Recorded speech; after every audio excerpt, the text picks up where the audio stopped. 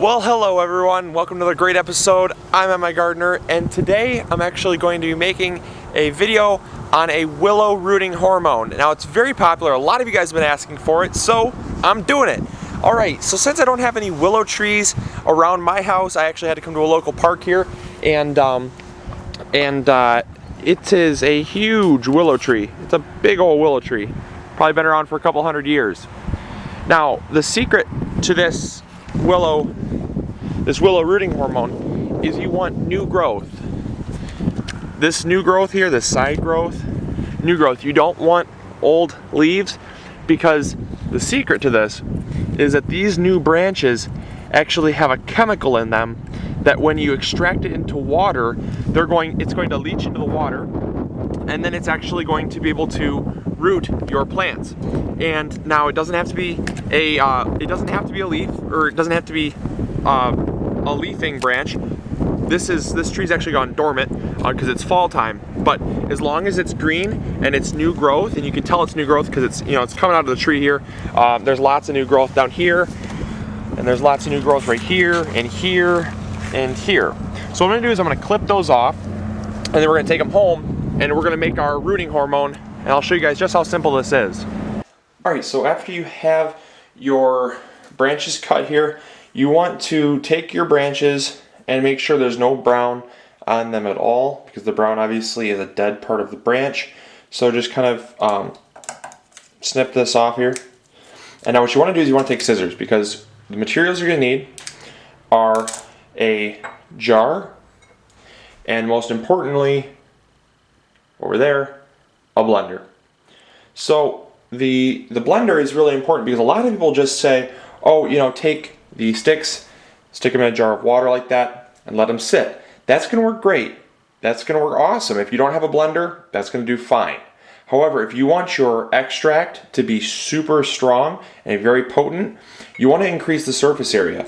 And so what you're going to do is you're going to take your little branches here. And the reason why you want scissors is because you don't want anything that you can't cut with scissors. Because if you can't cut it with scissors like that, that is too woody.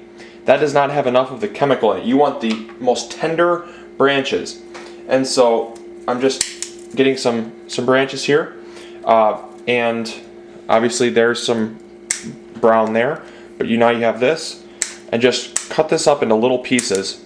And then the next step is going to be blending it into a pulp, because that's going to increase the surface area 30, 40, 50 times more than these chunks, which is probably 3 or 4 times more surface area than a whole branch. So you keep increasing the surface area the more you break this down.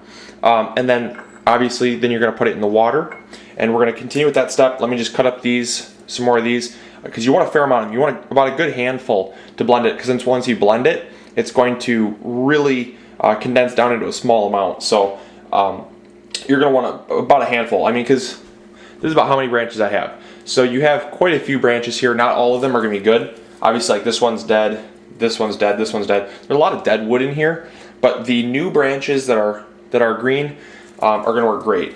Stuff like this. This stuff, very bendable, but very green. And those are going to work awesome. So let me cut these up, and then we'll go on with the next step. All right, great. Now that we got our willow branches cut up, we ended up with about this much of tender ends here.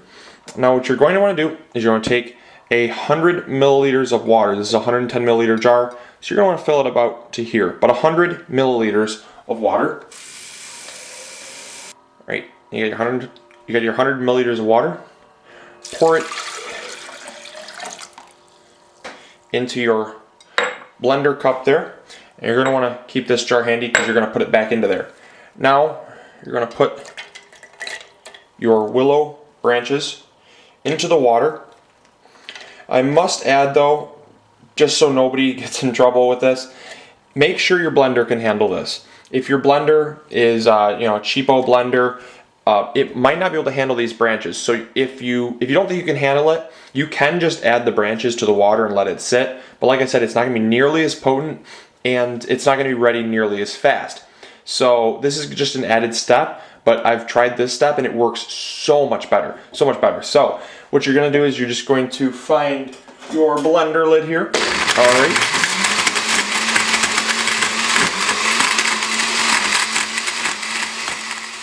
So after about 30 seconds, you're left with this totally delicious green pulp. Looks perfect, nice and frothy. Then what you're just gonna do is you're going to pour your pulp right into the jar there.